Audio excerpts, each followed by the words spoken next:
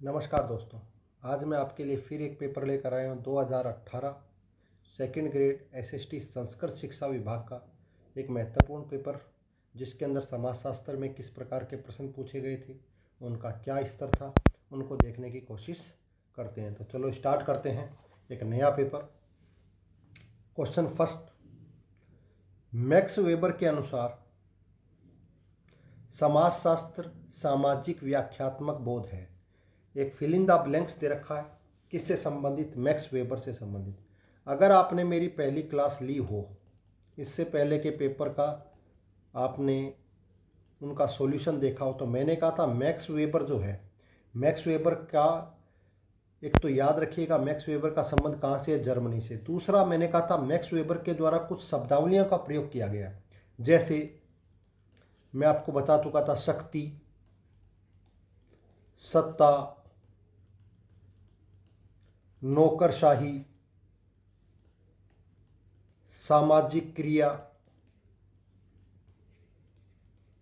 और एक शब्द और यूज में लिया गया वेस्टर्न हैंड। ये कुछ शब्दावली आपको मैक्स वेबर से संबंधित याद रखनी पड़ेगी। अब अगर ये शब्दावली आपको याद थी तो मैक्स वेबर के अनुसार समाज शास्त्र सामाजिक क्रिया, ये देखिएगा, जिसको कहेंगे इंग्लिश में सोशल एक्शन। अब आप देख लीजिए, तो इसमें आंसर क्या आएगा? सोशल एक्शन, यानी कि क्रिया की बात कही गई है। पहली चीज। एक चीज और इसमें एक्स्ट्रा याद करिएगा कि ये जो सोशल एक्शन बताया गया, इसमें सोशल एक्शन की आज तक पूछा नहीं गया, फिर भी याद रखिएगा। सामाजिक क्रियाओं के 4 प्रकार बताए गए हैं, उसको याद रखिएगा। एक तो लक्ष्य उन्मुख सामाजिक क्रिया, दूसरी मूल्य उन्मुख सामाजिक क्रिया, तीसरी भावनात्मक सामाजिक क्रिया, और चौथी परंपरागत। ये आज तक एग्जाम्स में नहीं पूछा गया है, तो इसकी कभी भी किसी एग्जाम्स में आने की संभावना है। जब भी वो मैक्स वेबर से पूछेगा तो इसको याद रखिएगा। शक्ति का बताया गया उनके द्वारा। सत्ता के 3 टाइप्स बताए गए, आपको पता होगा। नौकरशाही पर उन्होंने विस्तृत चर्चा करी है। वेस्टर्न, मैंने कहा था वेस्टर्न क्या, एक जर्मन शब्द है,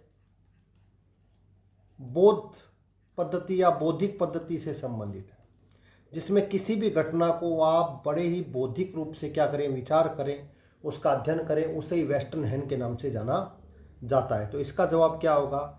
सामाजिक क्रिया, सोशल एक्शन, मैक्स वेबर के द्वारा। ठीक है, नेक्स्ट क्वेश्चन की बात करते हैं। निम्नलिखित में से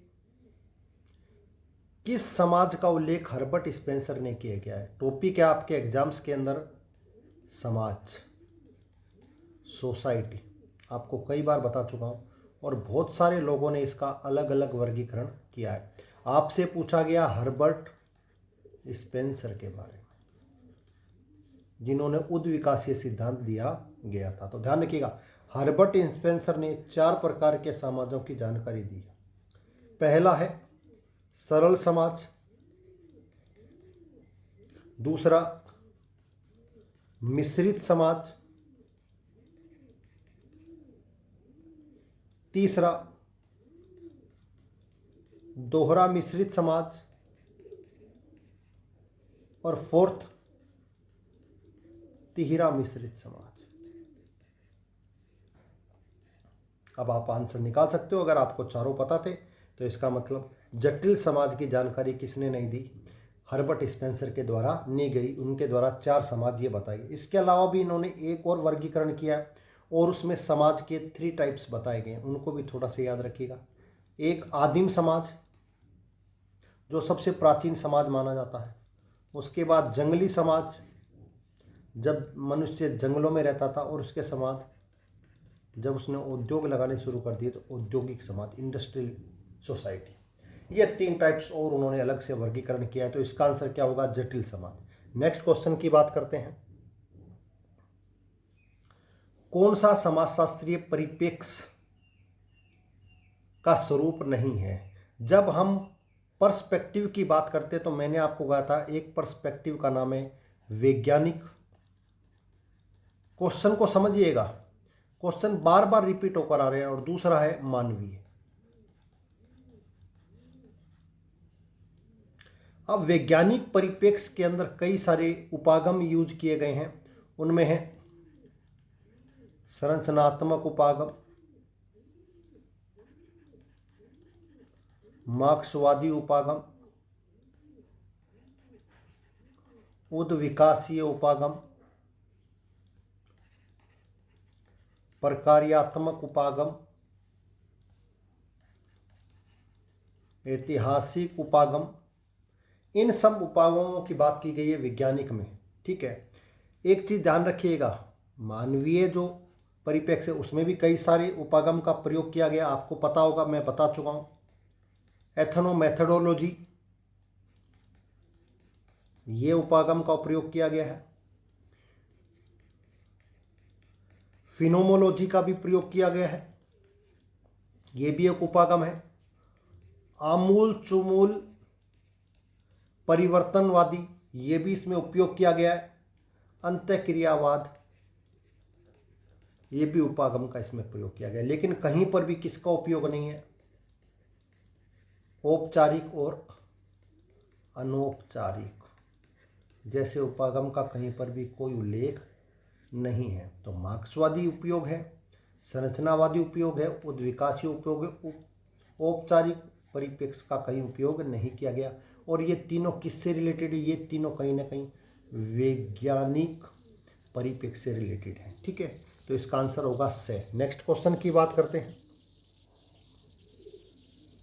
बढ़ती जटिलता के अनुसार निम्नलिखित धारणाओं को सही क्रम लगाइए। जटिलता का मतलब पहले सरल और फिर सबसे मुश्किल यानी कि जटिल। तो देखिए, राज्य तो बहुत बड़ा होगा, तो ये तो सरल की जगह मुश्किल हो गया, तो ये नहीं हो सकता।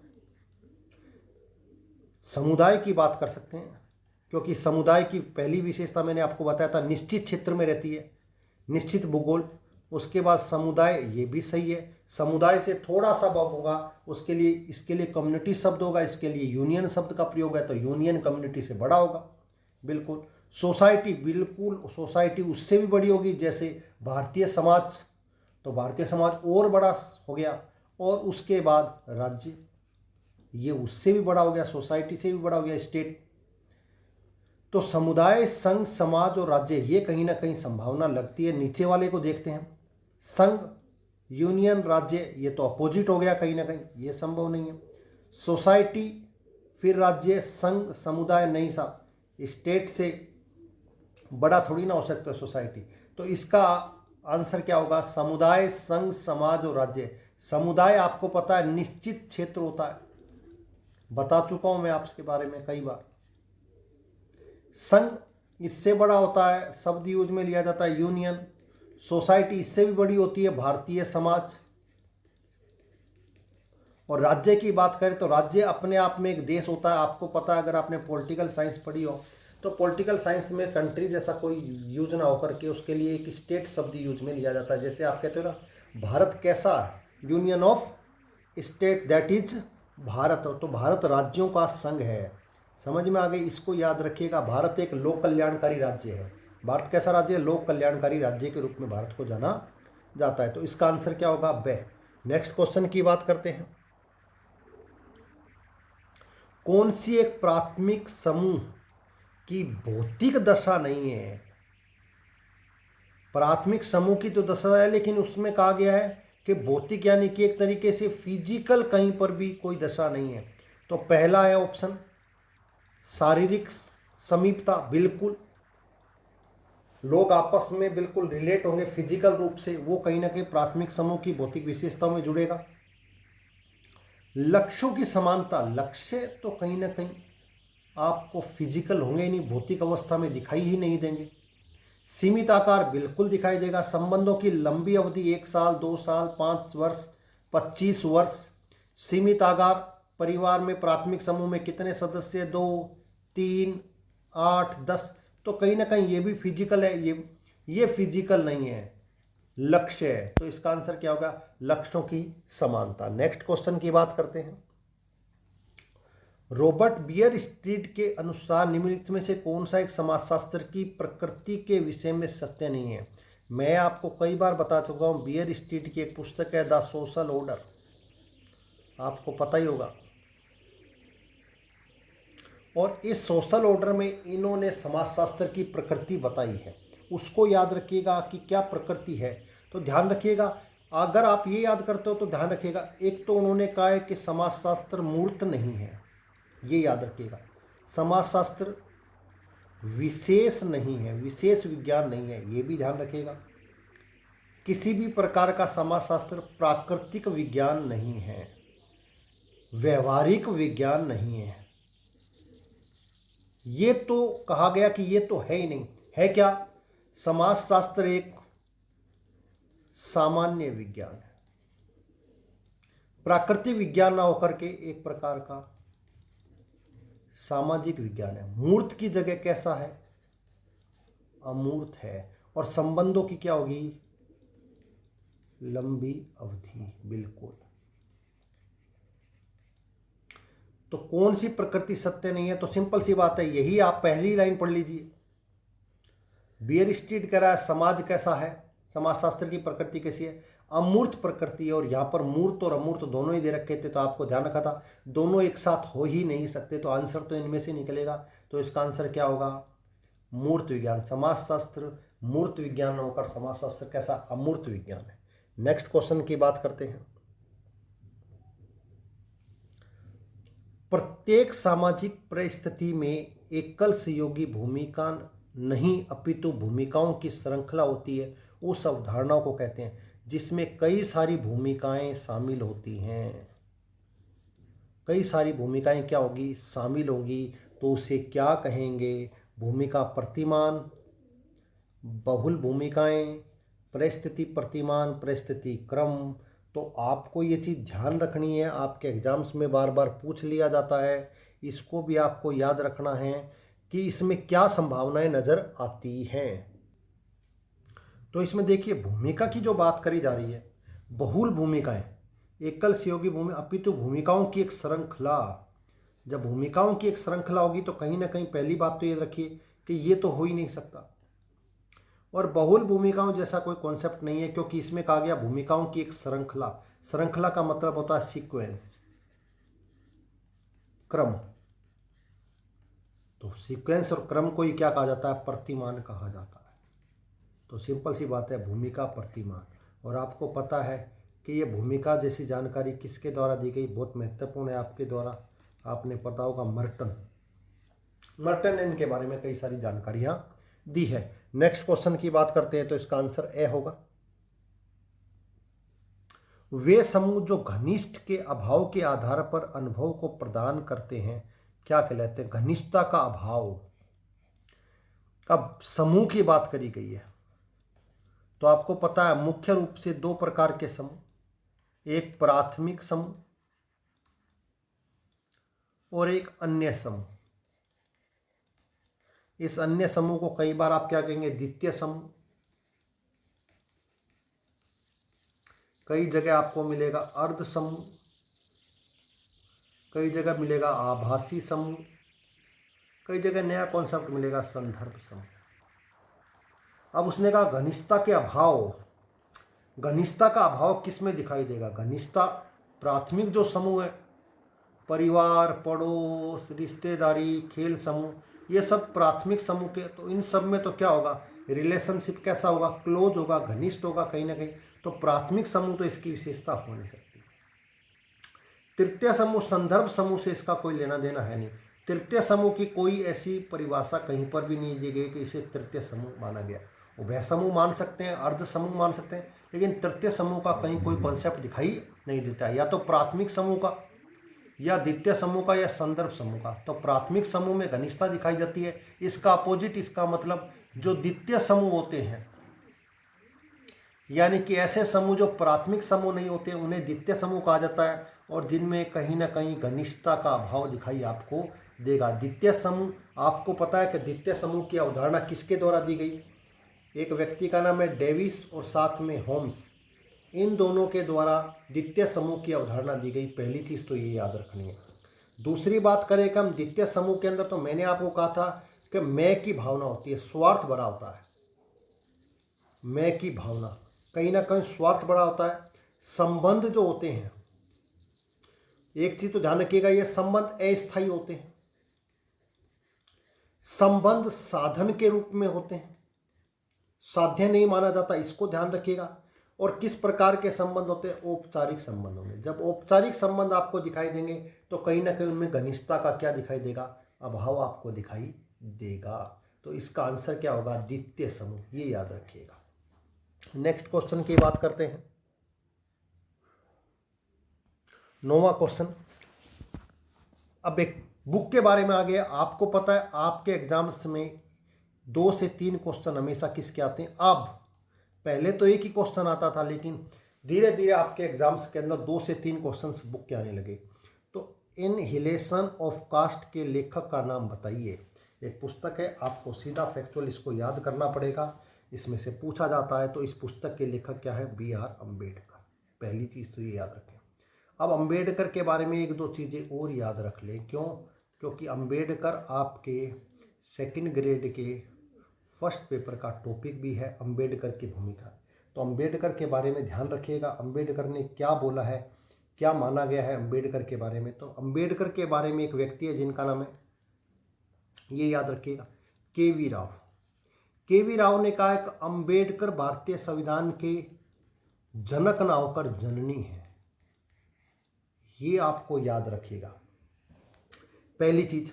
दूसरा, अम्बेडकर ने आर्टिकल 32 को संविधान की क्या कहा है? आत्मा कहा है। ये भी आपको पता होगा क्यों कहा है, इस पर आगे डिस्कस करेंगे। तीसरा, अम्बेडकर की एक कोटेशन और है जो अब तक किसी एग्जाम्स में नहीं पूछी गई, उसको ध्यान रखिएगा। उन्होंने जब हमारा संविधान पूर्ण रूप से लागू हो रहा था 26 जनवरी 1950 को, तो उन्होंने एक बात बोली थी। उस बात को याद रखिएगा, उस कथन को याद रखिएगा कि हम विरोधाभासों की दुनिया में प्रवेश कर रहे हैं। विरोधाभासों की दुनिया में प्रवेश कर रहे हैं,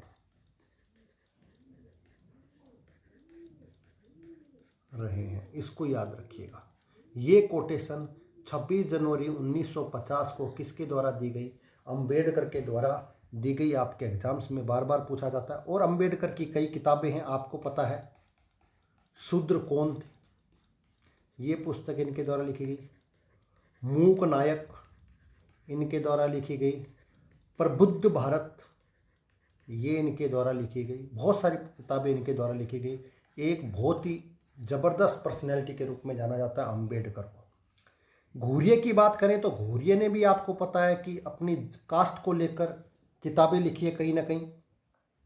कास्ट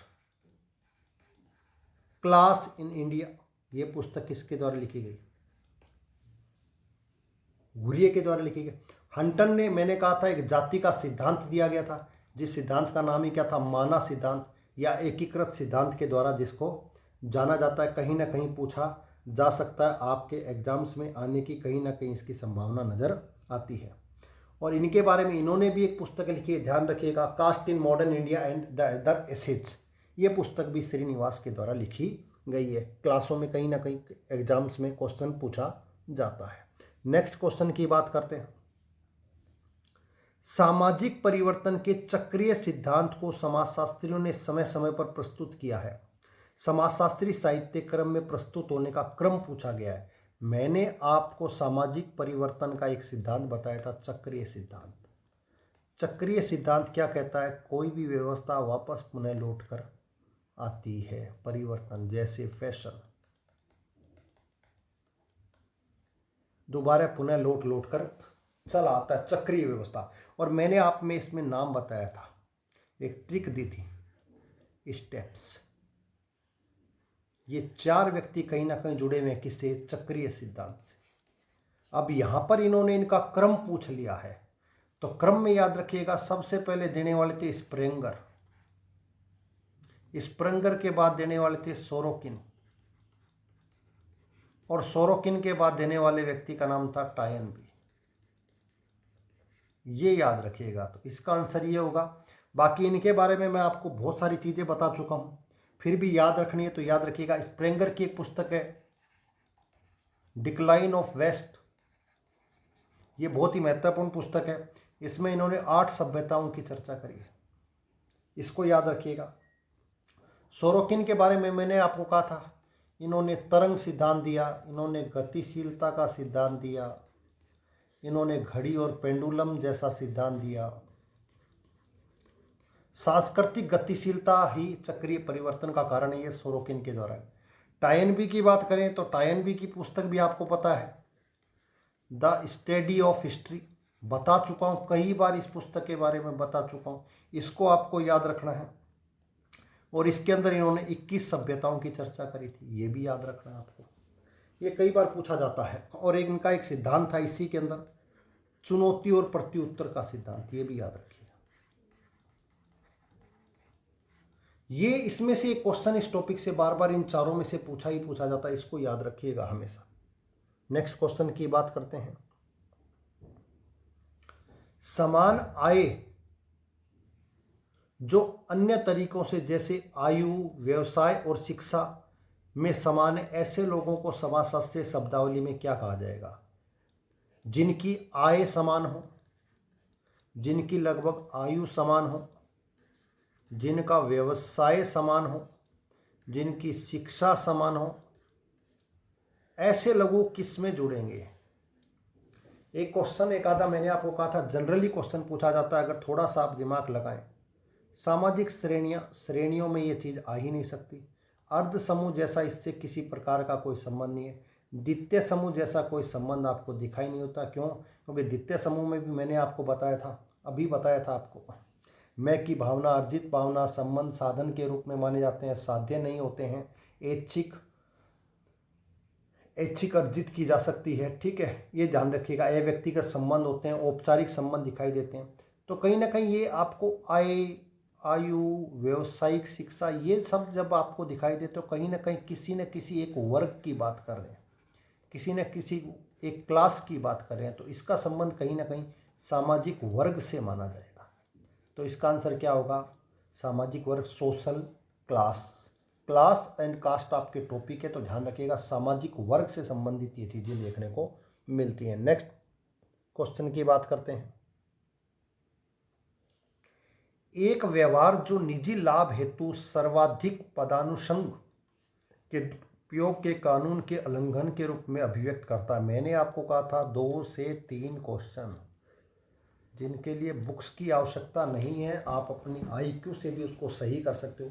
एक व्यवहार, ऐसा व्यवहार जो निजी लाभ हेतु सार्वजनिक जो पद आपको दिया हुआ है उसका दुरुपयोग कर रहा है, कानून के उल्लंघन को अभिव्यक्त कर रहा है। तो सिंपल सी बात है, जब एक व्यक्ति अपने पद पर बैठकर अपने पद निजी लाभ के लिए उस पद का दुरुपयोग कर रहा है, कानून का उल्लंघन कर रहा है, तो वो क्या कर रहा है? कहीं ना कहीं वो भ्रष्टाचार है। ये ध्यान रखिएगा। भ्रष्टाचार दिवस कब मनाया जाता है? 9 दिसंबर को मनाया जाता है, ये भी आपको याद रखना। भ्रष्टाचार को लेकर कौन सी समिति थी? पहली संथानम। उस संथानम समिति की सिफारिश पर किसका गठन किया गया? CVC का गठन किया गया। एक चीज ध्यान रखिएगा, बोहरा समिति का संबंध भी किससे है? भ्रष्टाचार से रिलेटेड है। एक MB शाह समिति जिसका संबंध काले धन से है, काले धन। तो ये क्वेश्चंस आपके एग्जाम्स में बार बार पूछा जाता है। CVC की स्थापना 1964 में हुई, संथानम कमेटी की सिफारिश पर हुई, संथानम कमेटी का गठन 1962 में हुआ। ये कुछ चीज़ें आपके एग्जाम्स में बार बार पूछी जाती है। नेक्स्ट क्वेश्चन की बात करते हैं। किस प्रकार की निर्धनता में कुछ समूहों के जीवन यापन की स्थिति और अधिकांश जनसंख्या को प्राप्त स्थितियों के मध्य अंतर के मापन सम्मिलित हैं? किस प्रकार की निर्धनता के कुछ समूहों के जीवन यापन की स्थितियां और अधिकांश जनसंख्या को प्राप्त स्थितियों के मध्य अंतर, यानी कि जो निर्धनता की बात करी गई है उसमें कहा गया कि ये जो निर्धनता है इसमें कुछ समूहों का, कुछ जो समूह हैं उनका जीवन यापन, उनके जीवन यापन की स्थितियां, और साथ साथ में अधिकांश जो जनसंख्या है अधिकांश जनसंख्या को जो प्राप्त स्थितियां हैं उनका मापन किस में सम्मिलित है। जो इनका अंतर है, इस अंतर को मापन कैसे किया जाएगा, तो इनके अंतर का मापन प्रवृत्ति निर्धनता नहीं हो सकती, पूर्ण निर्धनता कुछ होती नहीं है। निर्धनता की संस्कृति आपको बता रखा है, किसके द्वारा दी गई, ऑस्कर लेविस के द्वारा। ये आपके एग्जाम्स में पूछा भी गया है कि निर्धनता की संस्कृति की अवधारणा किसके, ऑस्कर। तो इसका आंसर क्या होगा, सापेक्षिक निर्धनता। इसको याद रखिएगा, इन दोनों के मध्य जो अंतर है वो क्या कहलाता है, सापेक्षिक निर्धनता, एक दूसरे के ऊपर डिपेंडेंसी। ठीक है, नेक्स्ट क्वेश्चन की बात करते हैं। मोक्ष मानव जीवन का चरम उद्देश्य और मानव जीवन की आंतरिक आध्यात्मिक अनुभूति का प्रतीक है। मैंने आपको कहा था हिंदू धर्म के अंदर या वैदिक धर्म में 4 पुरुषार्थ माने गए हैं, धर्म, अर्थ, काम और मोक्ष। ये 4, इन 4 में से मैं आपको पहले ही बता चुका हूं, ये जो शुरुआत के 3 हैं, इन 3 को आपको पता है साधन के रूप में माना गया है और मोक्ष को साध्य के रूप में माना गया है। अंतिम लक्ष्य क्या है, चरम लक्ष्य किसकी, मोक्ष को माना गया है, बिल्कुल माना गया। ये कहा किसने है, एक डेफिनेशन पूछी गई है, तो ये कहा गया है के.एम. कपाड़िया के द्वारा। इसको याद रखिएगा, एग्जाम्स में पूछ लिया जाता है। अब के.एम. कपाड़िया के बारे में एक बातें और ध्यान रखिएगा, पहले भी बता चुका हूँ। एक तो इन्होंने जो विवाह है, भारतीय विवाह को क्या कहा गया, संस्कार कहा है। एक इन्होंने विवाह के ऊपर और एक इसके ऊपर एक पुस्तक लिखी है, आपको पता होगा, बार बार बता चुका हूँ, marriage and family in India. ये पुस्तक आपको याद रखनी है, बार बार इनसे कहीं ना कहीं पूछी। Marriage and family in India इनके द्वारा लिखी गई पुस्तक है, समझ में आ गया, इनको ध्यान रखिएगा। और इसमें इन्होंने आपको पता ही है कि विवाह के 3 उद्देश्य बताए थे, धर्म, रति और प्रजा। ये भी आपको मैं ऑलरेडी बता चुका। तो इसका आंसर हुआ के.एम. कपाड़िया। नेक्स्ट क्वेश्चन की बात करते हैं। कौन सी जाति व्यवस्था की विशेषता नहीं है, जाति विशेषता की विशेषता नहीं, अंतर्विवाह विशेषता है, शुचिता बिल्कुल है, अपवित्रता, कर्मकांडीय ऊपर से नीचे कर्मकांड करने की, और प्रदत्त व्यवसाय बिल्कुल जाति में बाय डिफॉल्ट मिला व्यवसाय। दूसरा, अनुवांशिकता बिल्कुल मिली हुई है, शुचिता है ही, अपवित्रता है ही, कर्मकांडीय संस्करण और प्रदत्त बिल्कुल, पीढ़ी दर पीढ़ी अनुवांशिकता ये जुड़ी हुई है। बहिर्विवाह, जाति के अंदर तो अंतर्विवाह की व्यवस्था की गई है, बहिर्विवाह जैसा तो कुछ कॉन्सेप्ट है ही नहीं, तो अपनी जाति को छोड़कर दूसरी जाति में विवाह को तो मानने ही नहीं माना गया, तो यही यहाँ पर गलत हो गया। अपवित्रता सही है, कर्मकांडीय संस्करण, अर्जित व्यवसाय बिल्कुल सही है, जन्म पर आधारित संस्करण है बिल्कुल, शुचिता है, अपवित्रता, अनुवांशिकता, प्रदत्त व्यवसाय सब कुछ है। बहिर्विवाह, अंतर्विवाह, यहीं से आपको आंसर मिल जाएगा से, यानी कि जाति की विशेष, अंतर्विवाह जाति की विशेषता नहीं है, जाति की विशेषता, अंतर्विवाह जाति की विशेषता है, बहिर्विवाह जाति की विशेषता नहीं है, इसको याद रखिएगा। नेक्स्ट क्वेश्चन, वैदिक संस्कृति में कौन सा पंच महायज्ञों में गृहस्थ के द्वारा संपादित नहीं किया जाता। तो पहले आपको याद रखना है कि वैदिक संस्कृति जो आपके हिस्ट्री का भी पार्ट है, उसमें 5 महायज्ञ की बात कही गई है। पहला है भूत यज्ञ, जिसे मनुष्य यज्ञ भी कह सकते हैं। दूसरा पितृयज्ञ, तीसरा नृयज्ञ, देवयज्ञ, और 5वां ऋषि यज्ञ। ये 5 यज्ञों की बात आपके सामने कही गई है, इसको याद रखिएगा, कहीं ना कहीं आपसे पूछ लिया जाता है। सॉरी, इसको मनुष्य यज्ञ नहीं, भूत यज्ञ के नाम से ही जाना जाता है। भूत यज्ञ, पितृयज्ञ, नृयज्ञ, देवयज्ञ और ऋषि यज्ञ, ये 5 यज्ञ माने गए हैं। अब उसमें पूछा गया है कि गृहस्थ के द्वारा कौन सा संपादित। भूत यज्ञ तो देखो गृहस्थ के द्वारा किया जाता है, जो चींटी और जानवर वानवर है उनको भोजन कराने के उद्देश्य से किया जाने वाला। पितृयज्ञ आपको पता है, श्राद्ध होते हैं, अपने पितरों को यज्ञ करवाया जाता है, उनको खाना खिलाने के लिए व्यवस्थाएं की जाती है। नृयज्ञ जो आपके घर में अतिथि आते हैं उनके उद्देश्य के लिए यज्ञ किया जाता है। देव यज्ञ, देवताओं को खुश करने के लिए यज्ञ किया जाता है। ऋषि यज्ञ, वेदों को पाठन और उनकी ब्रह्म पूजा इत्यादि से संबंधित ये यज्ञ माना जाता है। जब ये यज्ञ वेदों के पठन पाठन से है, इसको याद रखिएगा, और ब्रह्म पूजा से संबंधित है तो ये याद रखिएगा ये गृहस्थ के द्वारा नहीं किया जाता। तो इसका आंसर क्या होगा? ऋषि यज्ञ। ये याद रखिएगा। आपके एग्जाम्स में इस तरह के क्वेश्चन अभी पूछे नहीं गए हैं पिछले कई दिनों से, तो हो सकता है अब की बार इस तरह का क्वेश्चन आ जाए कि इनमें से कोई यज्ञ दे दें और ये कौन सा यज्ञ किससे संबंधित है। तो ध्यान रखिएगा, चींटियों के खिलाने, मनुष्यों के जानवरों को खिलाने से संबंधित, पितरों के भोजन से संबंधित, अतिथियों के आगमन से संबंधित, देवताओं को खुश होने के, और वेदों को पठन पाठन और इत्यादि से संबंधित ये यज्ञ माना गया है। तो इसका आंसर होगा व ऋषि यज्ञ। नेक्स्ट क्वेश्चन की बात करते हैं।